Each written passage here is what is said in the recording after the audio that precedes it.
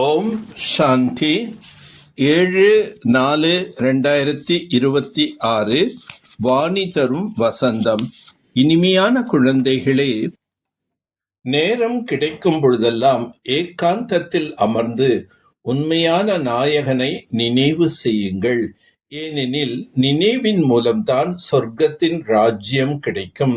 சில குழந்தைகள் அலட்சியமாக இருந்துவிட்டு நான் தான் பாபாவின் குழந்தையாகத்தானே இருக்கின்றேன் என்று கூறி நினைவு செய்வதற்கான, யோகம் செய்வதற்கான முயற்சி செய்யாமல் இருக்கின்றனர். தந்தையை அடிக்கடி மறந்து விடுகிறார்கள். இதுதான் கவன குறைவாகும். பாபா கூறுகின்றார், குழந்தைகளே, என்னுடைய நினைவிருந்தால்தான் உள்ளுக்குள் நிலையான குஷி இருக்கும். எந்த வகையிலும் நீங்கள் தூங்கி விழுந்து விடக்கூடாது. பந்தனமுள்ள தாய்மார்கள் நினைவுக்காக தவிப்பது போன்று, இரவு பகல் நினைவு செய்து கொண்டிருப்பது போன்று உங்களுக்கும் நிரந்தர நினைவு இருக்க வேண்டும். முதலில் புரிய வைக்க வேண்டிய விஷயம், பதீத்த பாவன் ஞான கடல் ஸ்ரீ கிருஷ்ணர் அல்ல. ஸ்ரீ கிருஷ்ணர் அனைத்து ஆத்மாக்களையும் பதீத்திலிருந்து பாவனம் ஆக்குவது கிடையாது. அவர் பாவன உலகத்தை ராஜ்யம் செய்கிறார். முதலில் இளவரசனாக இருக்கின்றார், பிறகு மகாராஜனாக ஆகின்றார். சிவ பாபா பிரம்மாவின் மூலம் தத்தெடுக்கின்றார். நீங்கள் தத்தெடுக்கப்பட்ட குழந்தைகள். பிரம்மாவும் சிவபாபாவின் குழந்தையாவார். பிரம்மாவின் கமல வாயின் மூலம் ஞானம் கொடுத்து படைக்கின்றார். ஆதலால் பிரம்மாவை தாய் என்று கூறப்படுகின்றது. பிரம்மா சொர்க்கத்தை படைப்பவர் அல்ல. ஞான கடல் கிடையாது. ஞான கடல் ஒரே ஒரு தந்தை ஆவார். ஆத்மாக்களின் தந்தை தான் ஞான கடல். ஆத்மா ஞான கடலாக ஆகின்றது. ஆனால் இவரை ஞான கடல் என்று கூற முடியாது. ஏனென்றால் கடலாக இருப்பவர் ஒரே ஒரு தந்தை தான். நீங்கள் அனைவரும் நதிகளாக இருக்கின்றீர்கள்.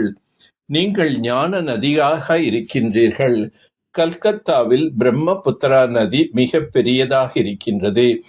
ஏனெனில் அதற்கு கடலுடன் தொடர்பு இருக்கின்றது. அதற்கு மிக பெரிய திருவிழாக்கள் கொண்டாடப்படுகின்றது. இங்கும் திருவிழா நடைபெறுகின்றது. கடல் மற்றும் பிரம்மபுத்திரன் இருவரும் இணைந்திருக்கின்றனர். இது சைத்தன்யமானது, அங்கு ஜடமானது. எல்லையற்ற தந்தையிடமிருந்து சொர்க்கத்தின் சுகத்திற்கான அதிர்ஷ்டத்தை நாம் உருவாக்கி கொண்டிருக்கின்றோம். தந்தையை நினைவு செய்யவில்லை என்றால் ஏமாற்றத்தினை அடைந்து கொண்டே இருப்பீர்கள். அரை கல்பம் ராவண ராஜ்யத்தில் நீங்கள் அதிக துக்கம் அடைந்து விட்டீர்கள். சிவ பாபா பிரம்மாவின் ரதத்தில் வந்திருக்கின்றார் என்பதை நீங்கள் அறிவீர்கள். பிரம்மாதான் சத்யுக ஆரம்பத்தில் ஸ்ரீ கிருஷ்ணனாக இருந்தார். 84 பிறவிகள் எடுத்து பத்தீத்தமாக ஆகிவிட்டார். பிறகு உங்களை சொர்க்கத்தின் ராஜ்யத்திற்கு தகுதியுடையவர்களாக ஆக்குகின்றேன். யார் தகுதியானவர்களாக ஆகிறார்களோ அவர்கள்தான் ராஜ்யத்தில் வருவார்கள். இங்கு நடத்தைகள் நன்றாக இருக்க வேண்டும். முக்கியமான விஷயம் தூய்மை ஆகும். இப்பொழுது ஞானம் என்ற 3வது கண் ஆத்மாவுக்கு கிடைத்திருக்கின்றதெனில் ஆத்மா அபிமானியாக ஆக வேண்டும். நான் இந்த சரீரத்தின் மூலம் தேவதையாக ஆகின்றேன். மனிதர்கள் அனைவரும் தேக அபிமானத்தில் இருக்கிறார்கள். பாரதத்தில் ராகு திசை நடைபெற்று கொண்டிருக்கின்றது. பிறகு 21 பிறவிகளுக்கு குரு தசை நடைபெற ஆரம்பம் ஆகிவிடும். முதலில் குரு தசை நடைபெறுகின்றது. பிறகு சுக்கிர திசை. சூரிய வம்சத்தினர்களுக்கு குரு திசை, சந்திர வம்சத்தினருக்கு சுக்கிர திசை என்று கூறலாம். பிறகு திசைகள் குறைந்து கொண்டே செல்கின்றன. ஒவ்வொரு காரியத்தையும் செய்து கொண்டே ஆத்மா அபிமானி ஆவதற்கான பயிற்சி செய்ய வேண்டும். தேக அகங்காரத்தை ஒழித்துவிட வேண்டும். இதற்கான முயற்சியினை செய்ய வேண்டும். சத்திய ராஜ்யத்திற்கு தகுதியானவராக ஆவதற்கு தனது நடத்தைகளை ராயலாக ஆக்கிக் கொள்ள வேண்டும். அனைத்தை விட மிக உயர்ந்த நடத்தை தூய்மை ஆகும். தூய்மை ஆவதன் மூலம்தான் தூய்மையான உலகத்திற்கு எஜமானர்கள் ஆவீர்கள்.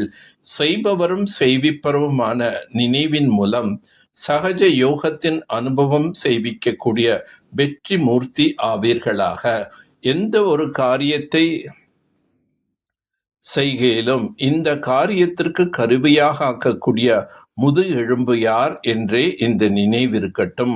முதுகெலும்பு இல்லை என்றால் எந்த ஒரு செயலும் வெற்றி கிடைக்க முடியாது. எனவே எந்த காரியத்தை செய்யும் பொழுதும் நான் நிமித்தம் ஆவேன், செய்விப்பவர் சுயம் சர்வ சக்தி வாய்ந்த தந்தை ஆவார் என்பதை மட்டும் சிந்தியுங்கள். இந்த நினைவு இருந்தது, செயல்களை செய்தீர்கள் என்றால் சகஜ யோகத்தின் நினைவு ஏற்பட்டு கொண்டே இருக்கும். பிறகு இந்த சகஜ யோகம் அங்கு சுலபமாக ஆட்சி புரியுமாறு செய்விக்கும். இங்கு அமைத்து கொள்ளும் சம்ஸ்காரத்தை அங்கெடுத்து செல்வீர்கள். இச்சைகள் நிழலுக்கு சமம் ஆகும். நீங்கள் புறமுதுகு காட்டினீர்கள் என்றால் பின்னால் வரும். இனிமே எப்பேற்பட்ட விசேஷமான தாரணை என்றால் அது கசப்பான பூமியை கூட இனிமையானதாக ஆக்கிவிடுகிறது. நீங்கள் அனைவரும் மாறிவிட்டதற்கான ஆதாரம் தந்தையினுடைய 2 இனிமையான வார்த்தைகளாகும். இந்த 2 இனிமையான வார்த்தைகள் மாற்றிவிட்டது. இனிமையான பார்வை மாற்றிவிட்டது. அதே போல இனிமையான தந்தை மூலமாக மற்றவர்களையும் இனிமையாக ஆக்குங்கள். இதுபோல் வாயை இனிமையாக ஆக்குங்கள். எப்போதும் இந்த இனிமை என்ற பரிசினை கூடவே வைத்திருங்கள்.